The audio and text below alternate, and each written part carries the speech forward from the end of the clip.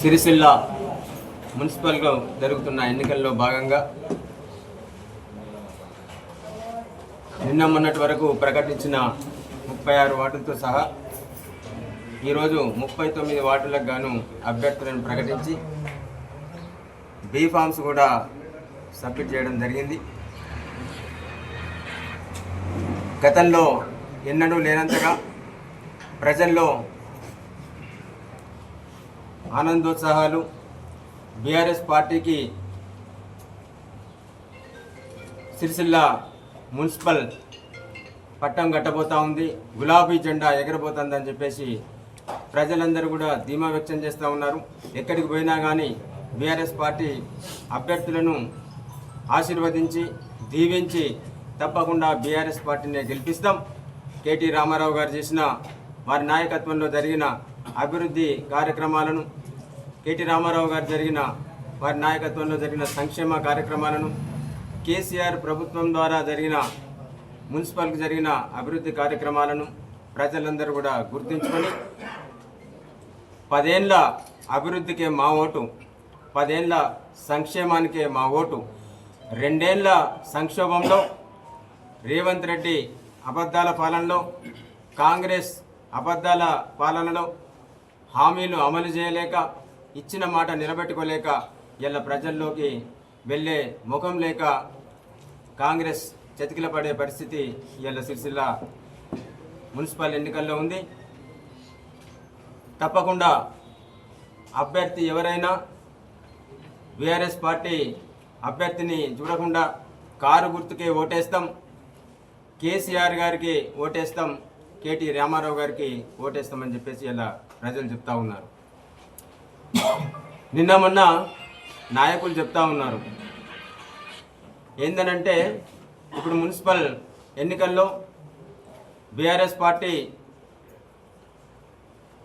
అభ్యర్థుల కోసం ఎన్నడూ లేనట్టుగా కేటీ రామారావు గారు వచ్చి ఇక్కడ ఉండి వ్యవహారం చూస్తూ ఉన్నారని. ఎస్, కేటీ రామారావు గారు ఇక్కడ 5 సార్లు గెలిచిన ఎమ్మెల్యే, ప్రజలతో మమేకమై ఉన్న నాయకుడు, ప్రజల నాడే తెలిసిన నాయకుడు. ప్రతి వార్డు నుంచి సిరిసిల్ల ప్రతి వార్డు నుంచి అన్నదమ్ముళ్ళు, అక్క చెల్లెళ్ళు, వార్డు ప్రజలు వచ్చేసి ఇగో మా వార్డు నుంచి కౌన్సిలర్ అభ్యర్థిగా వీరికి టికెట్ ఇవ్వండి, మేము గెలిపించుకొని తీసుకొని వస్తాం, ఇగో మా వార్డు నాయకుడిని సపోర్ట్ చేయండి, మీ పార్టీ తరఫున బలపరచండి, మేము గెలిపించుకొని తీసుకొని వస్తామని చెప్పేసి ప్రజల అభిప్రాయాలు తీసుకున్నాడు. ఇలా వార్డు ప్రజల అభిప్రాయాలు తీసుకున్నాడు, వార్డు కార్యకర్తల అభిప్రాయాలు తీసుకున్నాడు, వార్డు నాయకుల అభిప్రాయాలు తీసుకున్నాడు. టోటల్గా సిరిసిల్ల పట్టణానికి సంబంధించిన బీఆర్ఎస్ పార్టీ నాయకులు కావచ్చు, బీఆర్ఎస్ పార్టీ శ్రేయోభిలాషులు కావచ్చు, కేటీ రామారావు గారికి శ్రేయోభిలాషులు కావచ్చు, భారత రాష్ట్ర సమితిని పార్టీకి కోరుకునే ప్రతి వ్యక్తి ఆలోచనను, ప్రతి వ్యక్తికి సలహాను తీసుకొని ఇలా కేటీ రామారావు గారు 39 వార్డులకు గాను అన్ని రకాలుగా పరిశీలించి సానుకూలంగా ప్రజల ఆలోచనతోని ముందుకు పోయిన నాయకుడు మా కేటీ రామారావు గారు. ఇలా గెలవలేక, అసలు అభ్యర్థులనే నిలబెట్టలేక పోటీపడి వెనుకడిగిన వేసిన పార్టీలు ఇలా కాంగ్రెస్ పార్టీ, బీజేపీ పార్టీ. తప్పకుండా త్వరలో తేటతెల్లమవుతుంది. ఎందుకనంటే అబద్ధాల రేవంత్ రెడ్డికి ఓటేస్తారా, 10 ఏళ్ళ అభివృద్ధి, 10 ఏళ్ళ సంక్షేమాన్ని అమలు చేసిన కేసీఆర్ గారికి, కేటీఆర్ గారికి ఓటేస్తారా ఇలా ప్రజలు నిర్ణయించుకోబోతా ఉన్నారు. తప్పకుండా కాంగ్రెస్కు, తప్పకుండా బీజేపీకి అశనిపాతం, నిరాశ ఈ ఎన్నికల్లో ఎదురుగానుంది. భారీ మెజార్టీ వార్డు కౌన్సిలర్ స్థానాలు గెలుచుకొని ఇలా సిరిసిల్ల మున్సిపల్ చైర్మన్ భారత రాష్ట్ర సమితి కైవసం చేసుకోబోతా ఉన్నది. ప్రజల ఆశీర్వాదం మా పైన ఉంది, ప్రజల దీవెనలు మా పైన ఉన్నాయి. ఎందుకనంటే ఇప్పటికి కూడా 26 నెలల నుంచి కాంగ్రెస్ ప్రభుత్వం అధికారంలో ఉన్నప్పటికీ కేసీఆర్ గారు అమలు చేసిన 2000 పింఛనే ఇప్పుడు నడుస్తూ ఉంది. కేసీఆర్ గారు అమలు చేసిన ₹1,00,000 కళ్యాణ లక్ష్మి, ₹1,00,000 షాదీ ముబారక్ పథకం ఇప్పుడు నడుస్తూ ఉంది. కేసీఆర్ గారు అమలు చేసిన చేనేతకు సంబంధించిన అనేక లబ్ధి చేకూర్చే నేతన్నలకు ఆనాడు కేసీఆర్ గారు ప్రభుత్వం కల్పించిన సంక్షేమం కావచ్చు, సబ్సిడీలే ఇప్పటి వరకు నడుస్తూ ఉన్నాయి. ఏ ఒక్క కొత్త కార్యక్రమం ఇలా ఈ రాష్ట్ర ప్రజలకు కానీ, సిరిసిల్ల నియోజకవర్గ ప్రజలకు, సిరిసిల్ల మున్సిపల్ ప్రజలకు ఈ 2 ఏళ్లలో కాంగ్రెస్ పార్టీ ఏ ఒక్క పథకాన్ని కూడా అమలు చేయలేదు. ఇలా 10 ఏళ్ల కింద ఈ ప్రభుత్వం మన ప్రభుత్వం ఉన్నప్పుడు ఎట్లా ఉండే, ఇలా 2 ఏళ్ల నుంచి ప్రభుత్వం వచ్చింది ఎట్లా ఉందనేది ప్రజలు గమనిస్తూ ఉన్నారు.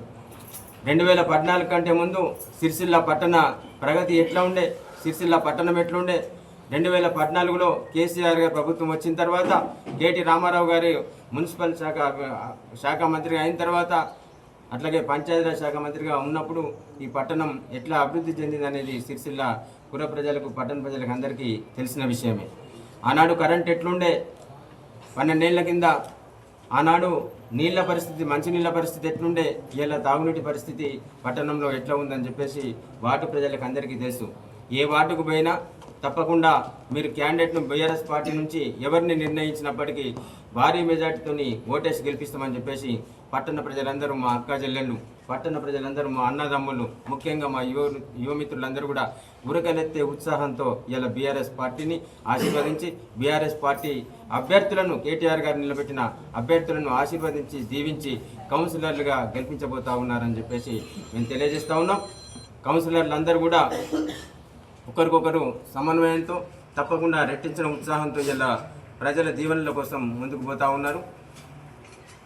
ఎక్కడ కూడా ఏ అనిశ్చిత పరిస్థితి లేదు. కాంగ్రెస్ పార్టీ అధికార జులుంను, అట్లాగే అధికార మదంతో ఇలా అనేక అరాచకాలకు పాల్పడుతూ ఉంది. 10 ఏళ్లలో మేము ఎప్పుడు ఎన్నికలు వచ్చినా కానీ ఎవరిని అరెస్ట్ చేయించలేదు, ఎవరి ఇళ్లపై కూడా దాడులు చేయించలేదు. కానీ కాంగ్రెస్ ప్రభుత్వం ఇలా రేవంత్ రెడ్డి అనుచరులు, ఇలా ఇక్కడ కాంగ్రెస్ ఇన్ఛార్జ్ ఏదైతే ఉన్నారో సిరిసిల్లకు సంబంధించిన నాయకులు మా కౌన్సిలర్ ఇళ్లపైకి దాడులకు పంపిస్తూ ఉన్నారు. ఇలా మా కౌన్సిలర్ల ఇక్కడ వాహనాలు కనిపించిన, లేకపోతే ఇంకోటి కనిపించిన ఆపి ప్రత్యేకంగా ఇబ్బందులు పెడతా ఉన్నారు. ఇంకా ముందుకెళ్తే ఏదైతే పట్టణ మా పద్మశాలి నేతన్నలు ఉన్నారో, మా పట్టణ పద్మశాలి యజమానులు, ఆసాములు ఉన్నారో వాళ్ళను బెదిరిస్తూ వార్డులలో ఫలానా అభ్యర్థికి మీరు మద్దతు ఇస్తే మీకు బిల్లులు రాకుండా చేస్తామని చెప్పేసి బెదిరిస్తూ ఉన్నారు. తస్మాత్ జాగ్రత్త కాంగ్రెస్ నాయకులారా. ఒకప్పుడు మీరు వస్త్ర పరిశ్రమకు సహకరించండి, ప్రభుత్వం మారినంత మాత్రాన మరి వస్త్ర పరిశ్రమ నేతన్నలు వాళ్ళ బతుకుదెరువు ఎవరు చూస్తారని అడిగితే మీరు వాళ్ళను కించపరిచే విధంగా ఈ నియోజకవర్గ నాయకుడు, కాంగ్రెస్ పార్టీ నియోజకవర్గ నాయకుడు కించపరిచే విధంగా మాట్లాడిండు. ఏవో అమ్ముకొని బతుకమని చెప్పిండు ఏది నేతలను. మరి ఇలా నేను నేతన్నలందరికీ, మా అక్క చెల్లెలందరికీ, మా అన్నదమ్ములందరికీ, నేత కార్మికులందరికీ, మా ఆసాములందరికీ నేను చేతులెత్తి విజ్ఞప్తి చేస్తున్నా. మరి ఆ నాయకుడు వస్తే వాడకు ప్రచారానికి వస్తే, మీ ఇళ్ళ ముందుకు వస్తే ఎవైతే అమ్ముకొని బతుకమన్నాడో మరి ఆయనకు అవే మీరు చూపించాలని చెప్పేసి నేను కోరుతా ఉన్నా. మరి ఆయనను మిమ్మల్ని కించపరిచిన దానికి, మిమ్మల్ని అవమానపరిచిన దానికి, మీ బతుకును అవమానపరిచిన దానికి మీరు బదిలా తీర్చుకుంటారు లేదా అని చెప్పేసి నేను కోరుతా ఉన్నా. నేతన్నకు అభయం ఇచ్చి, నేతన్నకు ఆశ్రయం ఇచ్చి, నేతన్నను దగ్గర తీసుకొని ఇలా వారిని సంక్షేమం బాటలో పట్టించిన చూసుకున్న ప్రభుత్వం కేసీఆర్ గారి ప్రభుత్వం. నేతన్నలకు 2 ఏళ్ల నుంచి సంక్షోభం బాటలో వస్త్ర పరిశ్రమలకు నెట్టేసిన ప్రభుత్వం కాంగ్రెస్ ప్రభుత్వం. మరి సంక్షేమానికి ఓటు వేయాల్సిందిగా కోరుతూ, సంక్షోభాన్ని, కాంగ్రెస్ పార్టీని ముందబెట్టాల్సిందిగా ప్రజలందరికీ విజ్ఞప్తి చేస్తూ, భారత రాష్ట్ర పార్టీ అభ్యర్థులను పెద్ద మెజార్టీ ఇచ్చి గెలిపించి తప్పకుండా కేటీఆర్ గారి నాయకత్వంలో సిరిసిల్ల పట్టణం సర్వతోముఖాభివృద్ధి, సర్వాంగ సుందరంగా తీర్చిదిద్దుకునే అవకాశాన్ని పట్టణ ప్రజలు కల్పించాల్సిందిగా కోరుతా ఉన్నా. జై తెలంగాణ.